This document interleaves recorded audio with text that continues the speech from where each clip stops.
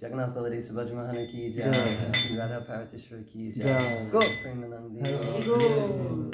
Forgive me, I think I might have lost my voice from last night's Harinam.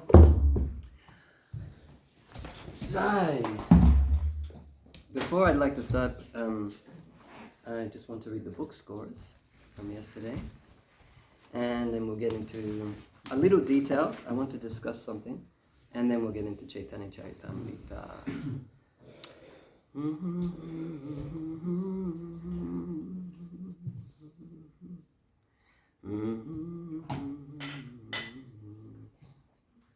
Rohini added some scores. Hey, Mandukini Mataji. Today, already. Why'd she stop? It's only the beginning of the day. She could do. Maybe she's somewhere else. Yeah, maybe she's traveling or something. Okay, so for yesterday, 23rd of December, we have in Normandy with one small book, Nitai Gaur Suranda Prabhu. Then from Nimaipur with three small books, Lila Madhuri Mataji. Then with one Maha Big Book, Sudevi Mataji. Also with one Maha Big Book, Giri Govardhan Prabhu. Then with also one Maha Big Book, two small books, Jagatrini Mataji. I don't know where. She wasn't at the Harinam last night. Nectar. Fantastic. Please continue. And we have a very famous person with 5 small books and 40 magazine. Others. Haribo. Someone. All glories to someone. We also have someone who cleans our bathroom. We have someone who sweeps the temple floor. All glories to someone. Next we have in Yoga Lyric 1 Maha Big Book and 1 medium book, Atmarama Prabhu. Next in Portugal we have 2 Maha Big Books, 7 small books, Mahananda Prabhu. In Reunion we have 3 Maha Big Books, Dayanidhi Prabhu and Vrindavarani. Next, here we go. We have 2 Maha Big Books, 1 small book and 1 small Arabic book. Me. Next, we have, fantastic. We have 2 Maha Big Books, 8 medium and 1 small Arabic book. Mais Prabhu. Then we have, this is incredible, 6 Maha Big Books, 6 medium, 7 small, Indrani Mataji. Next we have 4 Maha Big Books, 7 medium, 12 small, and 2 Arabic small, His Holiness Janananda Goswami Ki Jai. 73 this year. Next year will be 74. He's still out in the streets until 8 o'clock at night. Then we have with 12 Maha big books and 3 small books, Vai Bapu. Then we have with 12 Maha big books, 2 medium, 1 small, 1 magazine, Don the Taipu. Then we have with 5 Maha big books, 1 medium, 1 small, 8 Arabic small, Priyarani Mataji, Nepalese tiger. Next we have, she's in every day increasing. 5 Maha big books, 3 medium, 2 small, 1 Arabic Bhagavad Gita, and 4 Arabic small, Manjuali Mataji. I don't know who this is. Next we have 16 Maha big books. Jack's Peru. Jack. From Africa. Oh, cool. In Paris somewhere. Next we have 15 Maha big, 1 big, 4 medium, 5 small, 1 Arabic small, Egana Peru. Now this I think was in Reunion or Mauritius, thank you. With 19 Maha big, 3 medium, 5 small, Yumi Mataji. And now we get into the big guns. 17 Maha big books, 1 medium, 1 Arabic small, 3 Arabic small, Machi Abaru. Now this is a rising star here. 41 Maha big, 2 medium, 1 small, 1 Arabic Bhagavad Gita, Himanshu. And next with average, doing her average, 40 Maha big books and 39 Arabic small books, Harini Mataji. Next we have with 65 Maha big books and 30 Arabic small books, Ratanando Kitabu. It comes to a total of 270 Maha big, 1 big, 38 medium, 56 small, 41 magazines, 2 Arabic Bhagavad Gitas, 88 Arabic small books, for a total of 854 book points. Sankirtan Yoga Ki Jai. Thank you all for engaging in this Yugadharma Harinam Sankirtanam. I'm just going to bring up a little detail that's something I've learned while traveling with Janananda Maharaj, and then we'll get into Chaitanya Charitamrita. And I just want to talk about how to introduce this. There's a relationship between kirtan and arti. And actually, it all comes down from consciousness. First become conscious, then become Krishna conscious. So a lot of us, we like to do our service in such a way that we're so absorbed in the service we don't notice anything else. That's really the desire for most of us. But it's not actually a real way to do pure devotional service. Because the example that could be given is actually, the famous example that's given is Mother Yashoda when she's breastfeeding Krishna, and then she notices that the milk is boiling over. What does she do? What does she do when she notices the milk is boiling over? She puts Krishna down to go tend to the milk. So she's conscious. She's not just fully absorbed in what I'm doing right now for Krishna. She's conscious for what's happening around her. And then she knows what is the highest service. That's very deep detail, and that pastime's got a lot of layers to it. This happened in when we're doing arti and when we're doing kirtan, we need to be aware of what's happening around us.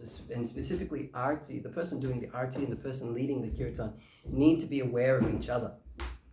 So generally speaking, for example, like in Mongol arti, the kirtan should start after the conch is blown and should not stop until the conch is blown. Sometimes, and maybe I've even done this in the past, that the pujari goes off the altar, and so we think, okay, now I can stop the kirtan.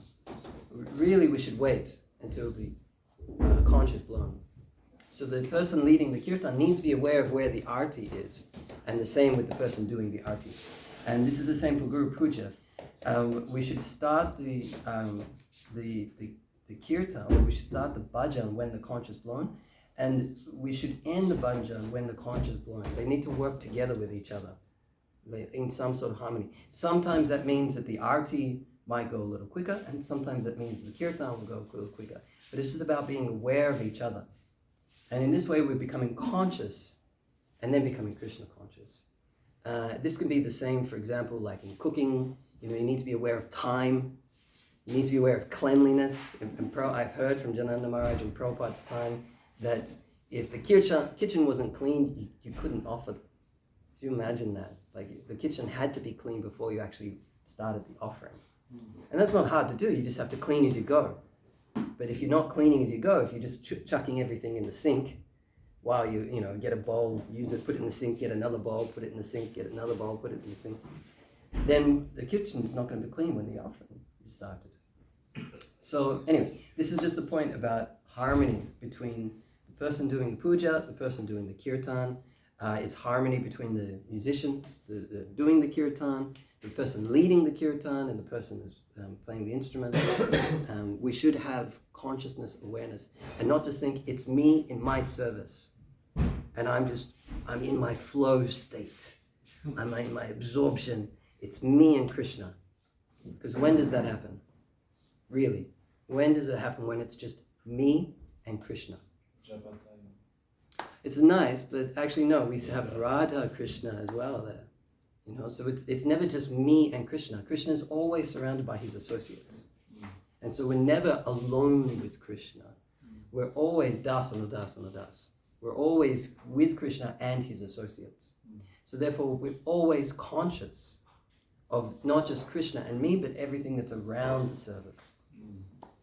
So that's just, something I learned in travels with Jananda Maharaj. And there was a time when he was the Kirtan Standards Committee, and lots of discussions about kirtans and lots of classes about kirtans and such. And so I just sort of might share about that. A really good time to practice that is the Guru Puja, but it's also for Tulsi Arti. There are certain devotees, they like to finish Tulsi Puja as quickly as possible because there's just a lot to do in the day. So the person doing the Arti needs to be aware of that as well. So anyway, that's just a little detail. Please forgive me for the interruption for Chaitanya Charitamrita. Today we're reading from the Adi Lila. Jai Jai Shri Chaitanya Jai Nityananda. Jai Jai Shri Chaitanya Jai Nityananda. Jai Advaita Chandra Jai Gaur Bhakta Vrinda. Jai Advaita Chandra Jai Gaur Bhakta Vrinda. Jai Jai Shri Chaitanya Jai Nityananda. Jai Jai Shri Chaitanya Jai Nityananda. Jai Advaita Chandra Jai Gaur Bhakta Vrinda. Jai Advaita Chandra Jai Gaur Bhakta Vrinda. Jai Jai Shri Chaitanya Jai Nityananda. Jai Jai Shri Chaitanya Jai Nityananda. Jai Advaita Chandra Jai Gaur Bhakta Vrinda. Jai Advaita Chandra Jai Gaur Bhakta Vrinda. I'm going to read the Bengali from my phone because my Bengali is not so good. I apologize. And my eyes are also not so good. No. This is the light. Sanyasi budhye more karive samskara. Sanyasi buddhe mora karive samskara. Tatapi kandve dukkha bhave nistara. Tatapi kandive dukkha bhave nistara. Sanyasi budhye more karive samskara. Sanyasi buddhe mora karive namaskara. Tatapi kandive dukkha bhave nistara. Tatapi kandive dukkha bhave nistara. Sanyasi budhye more karive namaskara. Sanyasi buddhe mora karive namaskara. Tatapi kandive dukkha bhaive nistara. Tatapi kandive dukkha bhaive nistara. Sanyasi buddhi more karive namaskara. Sanyasi buddhe mora karive namaskara. Tatapi kandive dukkha bhaive nistara. Tatapi kandive dukkha bhaive nistara. Sanyasi buddhe more karive namaskara. Sanyasi buddhe mora karive namaskara. तथापि कान्दिबे दुःख पाइबे निस्तार Tatapi kandibe dukkha paive nistara. Mataji? Sannyasi buddhi more karibe namaskara. Tadapi kandibe dukkha paive nistara.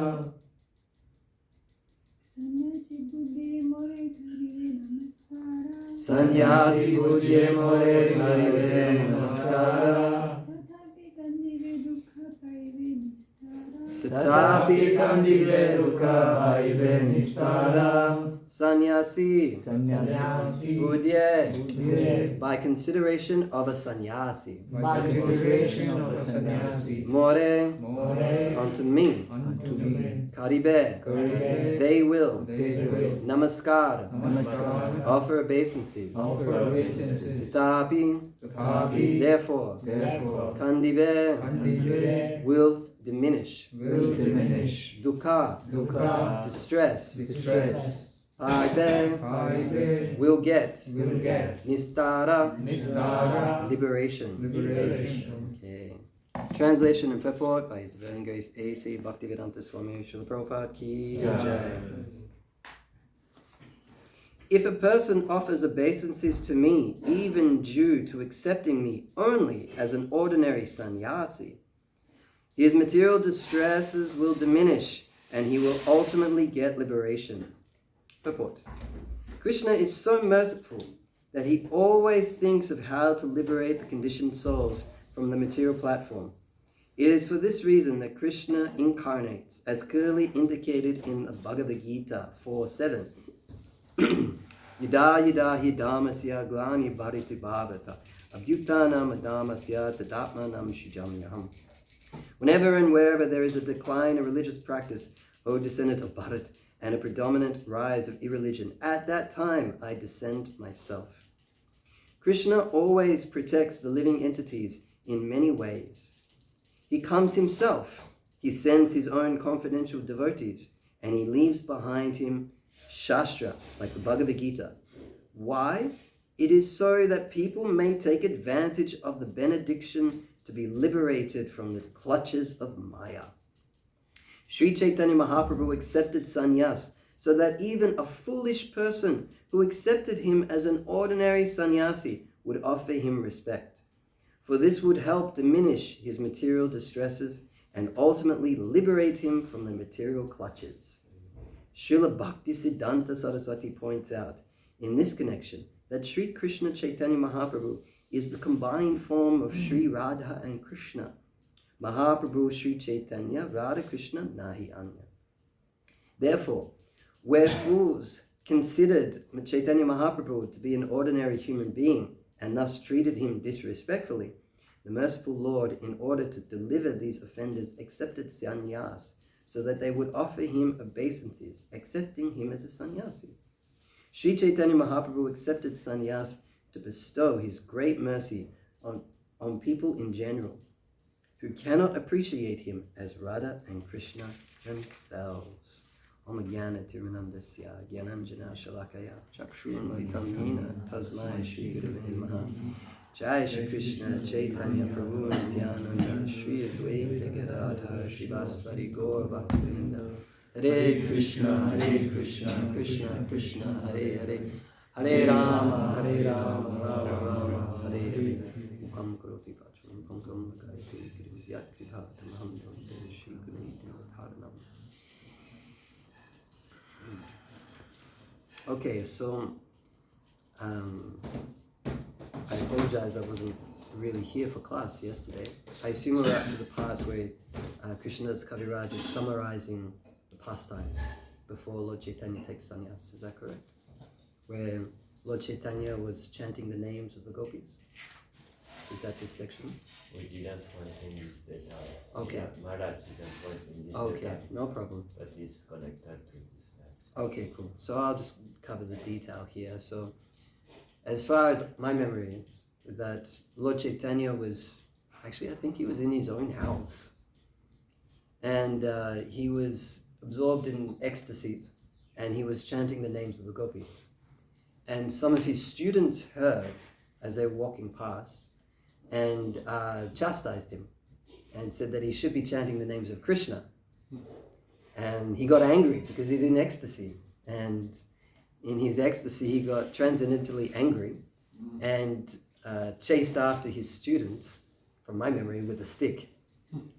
And so there was word that Lord Chaitanya had become puffed up and proud as this, heavy teacher. And the students were planning a revolt. That's my memory. And Lord Chaitanya realized that there's this famous saying, familiarity breeds contempt. As we become closer and closer to people, we start becoming a little bit aware of their faults and flaws. Now, Lord Chaitanya has no faults. But if a person does, they will see their own faults and project those onto Lord Chaitanya. And so, Lord Chaitanya realized that there is a danger that people will not recognize me for who I am, and in this way commit offenses unknowingly.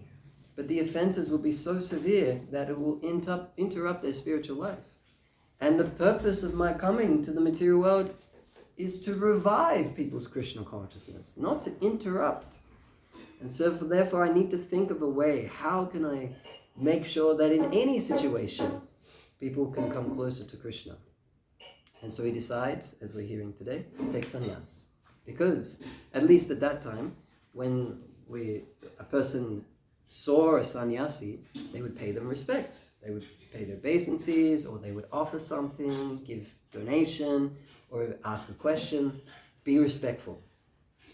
It would be nice if this continued in today's society, I was actually very happy to see yesterday when we were traveling to Paris, that there were people that noticed that Janananda Maharaj was walking past, and they would offer him a seat on the train, or there was one point when we were walking down the escalator at the, or going onto the escalator at Gare du Nord, and one woman noticed that, it's just an old man is walking past her, and she moved her friend so that he could go onto, Janananda Maharaj could go onto the escalator first.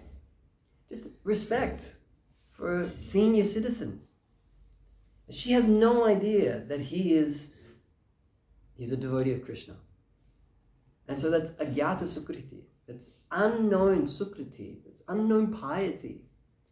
So just by going out and preaching and being respected in society, Lord Chaitanya is talking about being a sannyasi. And he was a young man. He was 24 from my memory when he took sannyasi. But as a sannyasi, he would be respected. Now, Janananda Maharaj is a sannyasi, but in Paris, they don't know what is a sannyasi. What is this? But, he's an old man.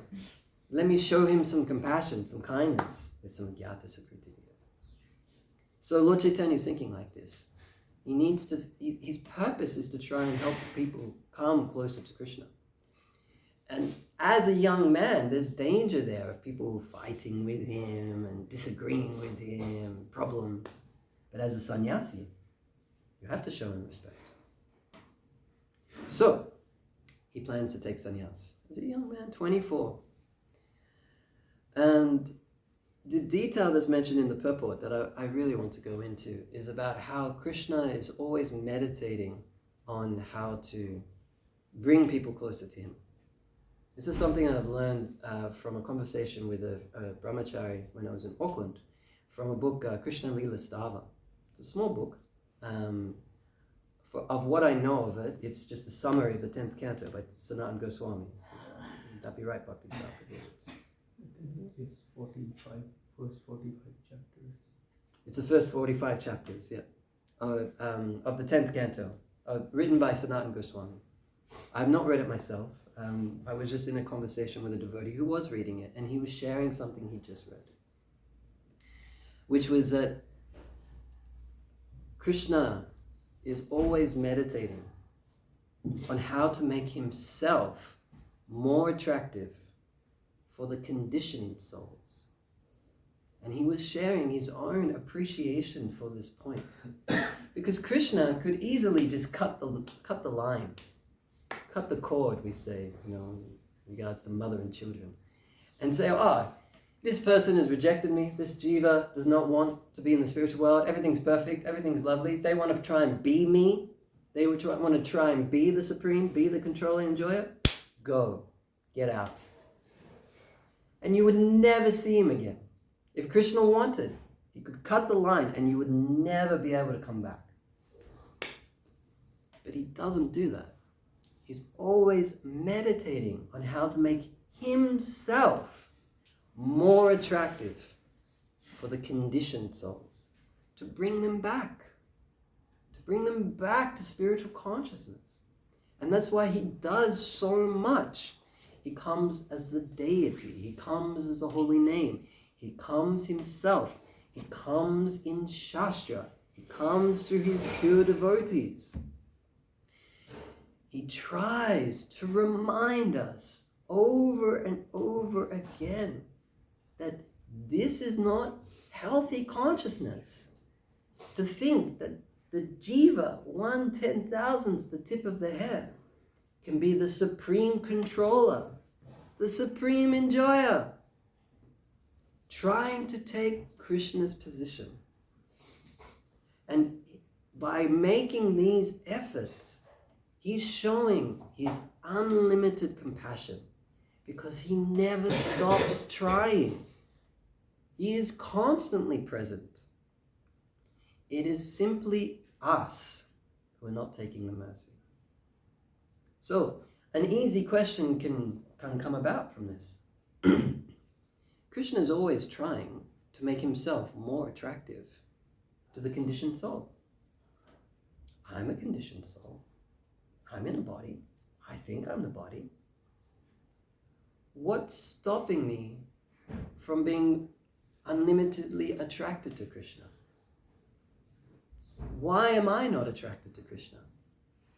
How do I know I'm not attracted to Krishna? Because I don't have the symptoms of attraction.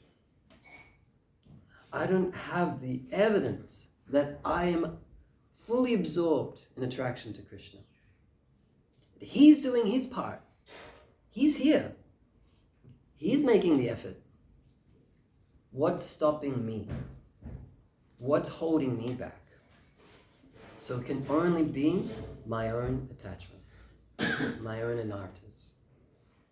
These keep me from developing my attachment to Krishna. And so I thought I'd focus primarily on this because ultimately Krishna is fulfilling his responsibility as the creator, as the father of all living entities. Am I fulfilling my responsibilities? And we might think, I've got the outfit, I'm wearing the clothes, I've got the makeup, I'm wearing the tilak, I've got the bead bag, it's over there, but I've got it. I've got the service, I'm in the right building, I've got the guru, I've got the mantra, I've got the thread somewhere under here, I've got the jewelry. I'm doing my part, I'm fulfilling my responsibilities. I am doing everything that I can do. Why isn't Krishna giving me the mercy? Why am I not crying whenever I chant the holy name? Why are not the hair standing on end? There's a beautiful bhajan by Bhaktivinoda Thakur. Kabe habe bole se dinama, aparar gucci, shrinama ruchi. When, oh when will that day be mine? Taste for the name increasing, offenses ceasing, tears flowing from my eyes. Why do I not have attachment for Krishna? Why do I not have the symptoms of attachment for Krishna?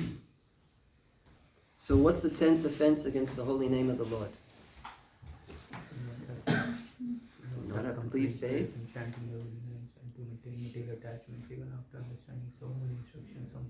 To maintain material attachments. Even after understanding so many instructions, so many Bhagavatam classes, so many hits from Maya. So many times we've been proud and fall. So many times reading Chaitanya Charitamrita, Bhagavad Gita, Srimad Bhagavatam.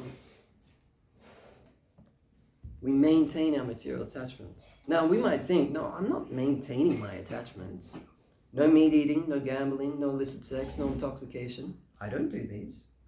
I don't eat meat. I gave up meat. I gave up coffee. That one was tough for me, by the way. Just a little detail about how intense attachments can be. I'll just share a little story. So my dad started smoking when he was 15 years old. And when he was like 32, he got tumors on his throat. And so they had to cut. It was quite intense. There was many times when I'm watching him almost die because he couldn't breathe. And so he went to hospital, cut off the tumors. Thankfully, they were not cancerous. Somehow, no matter how many years of drinking alcohol and destroying his body, he just keeps on going. I think he's a little bit like a pickle. He drinks so much alcohol that it's like preserved all of his organs or something like that. Anyway, somehow cancer has not attacked him. And he had surgery. And must have been like 10 years old at the time. So it was about 20 years later. I'd just come back from Canada. So I was like, it was almost 20 years. And I was talking to him about, how's life, how things going. And we were talking about smoking. And he said to me, if I could, I would still be smoking. I enjoyed it so much, I would still be smoking. 20 years after quitting, he's still meditating on smoking. So this is how we can maintain attachments. We can give it up externally. There's no problem. It's very easy to create physical distance from something. Anything. I mean, this is the point that's maintained in Bhagavad Gita, where Krishna talks about how a yogi who goes to the forest but is meditating on the sense object is certainly a pretender, because you can physically separate yourself from the sense objects but mentally still be attached. And that's the danger. That's where we can maintain our attachments, through our mental activities. By maintaining a desire to get the objects through our results of our service. And that's why services like book distribution, just to do a little focus on book distribution for the marathon, is so wonderful. Because what's the one thing you cannot guarantee when you're on book distribution? Is the result. You can go on the street, you can talk to as many people, but if Krishna doesn't turn on the switch, you just may not get it. You may not get the books out there. And you can pray and pray. I remember hearing so much about how you should pray to Krishna. Actually, one devotee told me you should pray to Paramatma in the heart whenever you ask for a donation, so that the Paramatma in their heart will give them the desire to take the book. And I would pray and pray and pray and still not get donations. And no books would go out. So when we maintain the attachment to the results, we're maintaining our material attachments. It's not a case of just, I just don't want to think about it anymore. What we want to be doing is not even thinking about getting a specific result from our service. What we should want is meditating on doing the service the best that we can for the pleasure of Guru and Gauranga. That's our meditation. Yes, we should want the books to go out. It's no problem. But to go out as a pleasing service for Guru and Gauranga. In the same way that, for example, when you do kirtan, you want to do the kirtan the best that you can, so it's not a disturbance for the devotees. When you cook for the deities, you want to cook so that you don't burn the rice. You offer something that's still pleasurable for the Lord. Where the material attachment comes from is that desire that there'll be an ultimate reward from a service, not necessarily an immediate reward. So the danger is that, we'll do the service and do the service and do the service, and then one day I will enjoy. That time will come eventually when it's my turn to enjoy. I will become the enjoyer. This consciousness is how people worship the demigods. They perform austerity and do tapasya and artis and yagyas and donations and give in charity, and they restrict their enjoyment year after year after year, that later they can enjoy. In their next life they will enjoy. They can go to the heavenly planets and enjoy. But eventually I will enjoy. And so right now I'm being austere, but I will enjoy. And so there is this aham mameti, I, me, and mine. So what we want to do is not even thinking about I will enjoy, but ultimately that Krishna is the enjoyer. And then I'm doing this for his pleasure, not just for now, but for the future. That my consciousness that will be, I will always see Krishna as the enjoyer. And when we focus on Krishna's enjoyment, we receive pleasure as a consequence of him giving it to us. In the same way, these two examples are just so perfect in their poetry. The idea that just by putting food into the stomach, the whole body is nourished. We hear this so often. Or by watering the root of the tree, the whole tree is watered. We hear this so often, but we still think, I am the stomach. Krishna will give me pleasure. No, we are a limb. We're like a nail. We have no opportunity to digest or enjoy separately from Krishna. But if we give him pleasure, as a consequence, we receive pleasure. Where the challenge becomes is that getting that consequence cannot be our focus. And that's sadhana. Our practice is trying to focus on giving Krishna pleasure. That is our pleasure. Our focus is that so long as Guru and Gauranga is pleased, that is my pleasure. It might be cold, it might be austere, it might be hard, but so long as Guru and Gauranga is pleased, I am pleased. I don't need anything else. I don't even need to enjoy. The famous example that's given of this is, now I'm bad with names, is it Daruka, who's the chariot driver that's mentioned in the Nectar of Devotion? Daruka, I think.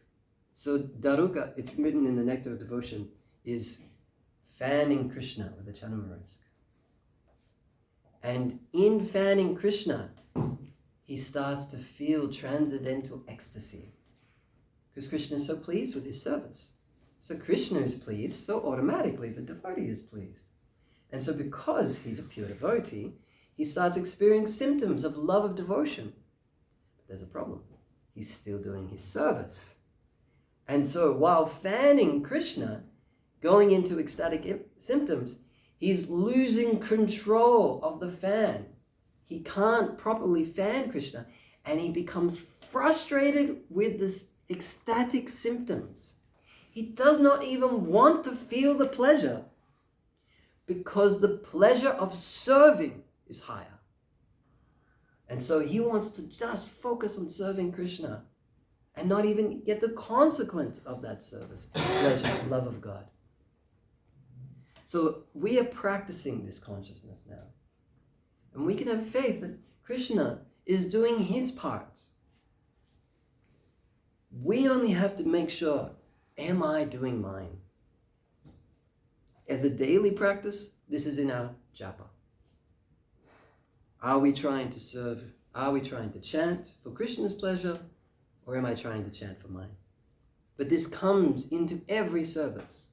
I know for myself, the little musical background training that I have, it's very difficult for me sometimes in kirtan to focus on the holy name. Because it's just not what my training was. My training was to focus on the music. Because in the music, you know whether or not you're playing correctly. Whether or not you're in time, or whether or not, your melody is correct. So often, I have to restrict myself from listening to the music so that I can actually listen to the holy name. Or, again with a musical background, you start to enjoy the music. Oh, this sounds so good. The way that sometimes you have a little sharp note coming to the melody that just changes the mood a little bit. So what am I enjoying? Am I enjoying the holy name? Or am I enjoying my senses, my mind? It is a sadhana. It is a practice. It is a challenge. It is an anartha. It's an unwanted consequence of being trapped in the material energy. So to deal with this anartha that I have regarding music, I asked a question to Madhava Prabhu, the famous Madhava Prabhu, when he's coming to New Zealand. I asked him, what do you do? How do you control yourself? And he said, you just have to focus on the holy name. That's all there is. There's no secret. There's no great science. There's no special technique, little ritual that you can do in the morning, extra yoga. You just have to focus on the holy name. Simple. Not so easy. So, in performing our devotional service, whatever is the devotional service, the book distribution is a great opportunity for this. Focus on seeing the service as simply pleasure for Guru and Guranga, and do the best that you can do, and not worry about whatever the result might be of anyone else, but focus on how you can do the service as best as you can, and accept whatever is the result that Krishna gives you. And know that's the result Krishna wanted you to have. And therefore it's perfect. And there's no one that this is easy for. You might think that, for the devotees that do really well in book distribution, it's easy for them to be detached because they know they're going to get the big score. One history that Janana Maharaj tells is there was a devotee when he was temple treasurer in I think it was the manor. There was one devotee who he was very good at book distribution. Every day he's getting the top scores, and at that time, if you got the top score for the day, you got the Mahaprasadam. Now, just to let you know, what we honor here is all Mahaprasadam. Everything's offered to the deities. What they were honoring was rice, dal, chapatis for breakfast, rice, dal, chapatis for lunch, and rice, dal, chapatis, if it was left over, for dinner. Monday to Sunday, rice, dal, chapatis. And what Janana Maharaj specifically said was, in the morning, you got hot rice, dal, sabji, rice, dal, chapatis, and in the afternoon, you got cold rice, dal, chapatis. So to get the Mahaprasadam meant something. Puris, sweet rice, samosas. And they would give a plate. Usually the temple president would get a plate. It's austere being temple president, so you need some Mahaprasadam. And the person who did best on books, so this devotee, he would get the Mahaprasadam. So this devotee was speaking to the temple president. And he was revealing his mind. I don't know why Krishna is letting me do so well in book distribution. I only distribute so many books because at the end of the day, if I distribute the most books, I get the Mahaprasadam. I get up for Mangalarti because you make me get up. I chant my rounds because everybody else is chanting their rounds. I don't really care for chanting. I don't read. Why is Krishna letting me distribute so many books? And the temple president asked him, if Krishna stopped and you suddenly weren't distributing so many books, what would you do? And he thought about it for a second and he said, I would leave the temple. And the temple president said, I think Krishna has a purpose for you, and therefore he's letting you distribute so many books in order to try and keep you here. So it's not easy. Even if you're the number one book distributor, still you have to control your mind. Still you have to become detached from the results. In one sense, I find it easier for me when I'm distributing and books are not going out. I actually get more taste for Sankirtan when books are not going out. Because the whole time I'm just praying, Krishna, please help me. Krishna, please help me. It's when books start going out that suddenly the mind is like, I can do this. Oh, I'm not so bad. Yeah, I've done 2 Bhagavad Gitas in 10 minutes. Yeah, if I keep this up, I'll be doing like 50 in a day. And then the truck comes, knocks you over, crushes you under its embrace. So, just a little detail I might add though about that devotee, he did leave Krishna consciousness, unfortunately. But then he came back.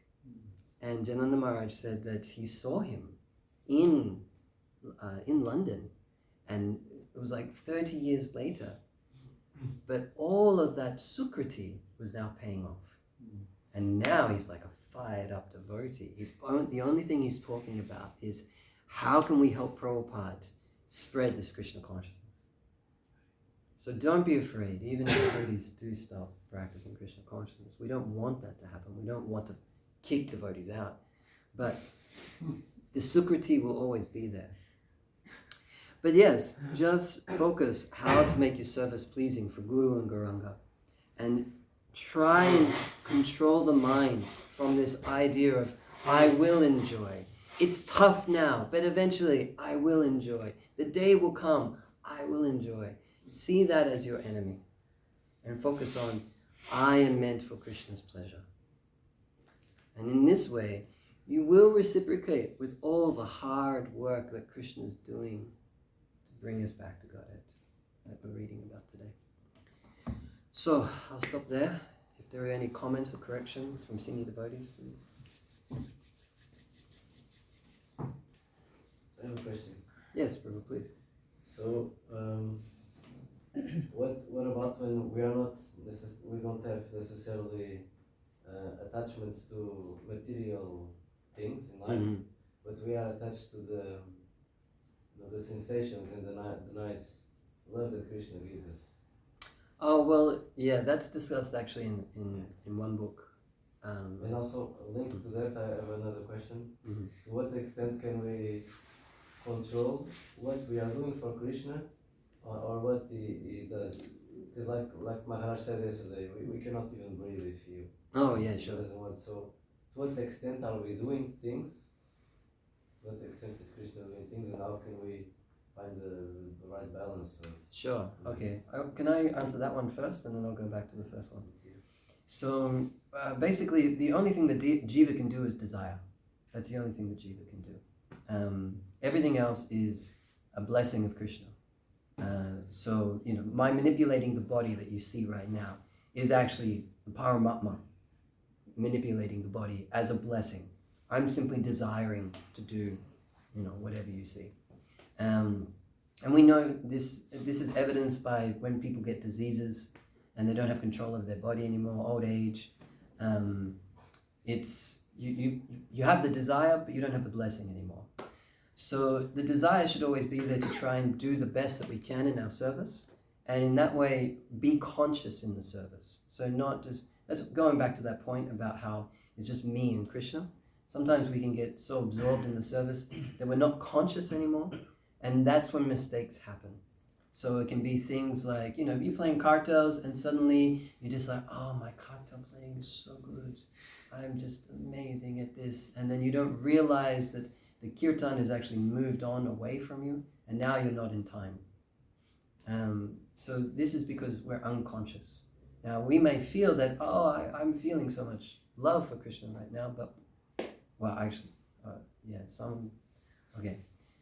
In the beginning stages, we think we're feeling love. But actually what we're absorbed in our own sensation, own mental sensations. And so the key thing is about being conscious. And conscious means, what is my ultimate goal of this service to Krishna? And what is all the steps in between? And where am I? And basically this can come down to Sambandha, Abhidheya, and Prayojana, but that maybe we can talk about later. Because that's a package to really unpack. So anyway, this is connected though to the difference between sensations and spiritual ecstasies. So it is something we have to be very careful of. Very careful. In Manasa Shiksha, which is a book by Raghunath Das Goswami, this is described in very heavy language. It's described, if you're absorbed in the material sensation of spiritual activities, so what we might call devotional service, when we get absorbed in the material sensations, we have to be very careful where that good feeling comes from. Because we might think that it's coming from that spiritual energy. But actually, it's like bathing in donkey urine. Apparently, donkey urine is really hot. And so, you get this really warm glow and it makes you feel so nice and amazing, and you look up and you're just looking at the ass of a donkey. Because it showers its urine all over you. See, what this is really saying is that, where is your attachment? Is your attachment to Krishna's pleasure, or is your attachment to your mental, sensual activities? And everyone has an attachment they have to be careful of. Whether it be food, I don't like this prasadam, or I really like this prasadam. It might be music, it can even be deity worship, the idea of design. Now, it's good that if we can at least connect that to Krishna, that's something. But the danger is maintaining that I am doing this for that sensation. And then, I'm just not tasting it today. The kirtan wasn't so nice. Or that, I'm not so interested in reading the books today. It's kind of boring, again, Prabhupada says Krishna's the Supreme Personality of Godhead, and yes, again, control lust, and yes, Prabhupada. What do we attach to them? So really, the best way to see where your attachments are is when Krishna takes away the taste. And I don't mean taste like, Bharat Maharaj, advanced level. I mean just like sometimes you just don't want to wake up in the morning. Do we still wake up? Sometimes you don't want to chant. Do we still chant? Sometimes we don't want to read. Do we still read? That's sadhana. When there's no taste, that's Krishna consciousness. So try to be aware of that material attachment for the sensations, and don't see that as spiritual advancement. It's not a symptom of it. Advancement comes from attachment to Krishna, not sensual activities. And the symptoms of ecstatic love are a consequence, not a goal. Yes, Prabhu? Quick question. You were talking in this answer about desire. So, I see that there is a strong desire to enjoy, and only you have a strong desire to enjoy? Only you. So, as a jiva, we can only desire, as you said, and material nature facilitates, Krishna blesses, whatever. So, strong desire in the jiva to enjoy, and I think it can be curbed when we have higher strong desire to serve or to please Gurudev as a Master Prabhupada. So how to develop that? Because this is also very strong, from so many lifetimes, the baggage and everything. This is a very important point, actually, and thank you for bringing this up, because I asked this question to Jananda Maharaj. And basically it comes down to Tadvini Panipatena Pariprashena. Just humbly inquire, and serve. That's really, you cannot develop attachment without humility, service, and inquiring. And it doesn't have to be like every day asking the guru. You know, like some devotees are like, today I wrote my guru my daily meditation. I think your guru is a little busy. Especially sometimes it's like the GBC as well, and you know, so many different things. No, we just need to know what those instructions are. So what's the most important instruction from the spiritual master? Chant Hare Krishna. Chant you 16 rounds. Prabhupada writes that in Bhagavad Gita. So, understanding that this is the most important instruction, and then using those, I am following this as an instruction from my spiritual master, as a way of developing attachment to the relationship.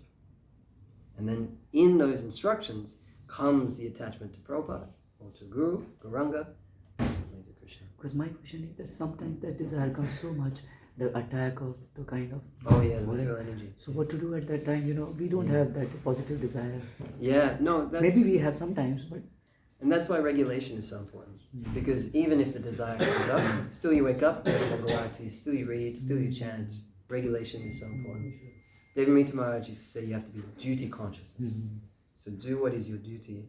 When we're erratic, when we're irregular, it's very easy to surrender to desire. But when you're regulated, then it becomes, it doesn't matter what the mind says. 4:30, Mangalarti. 9 o'clock, breakfast. Sri Chaitanya Charitamrita ki jai. Srila Prabhupada ki jai. Back home, back to Godhead ki jai. Go Premanandi.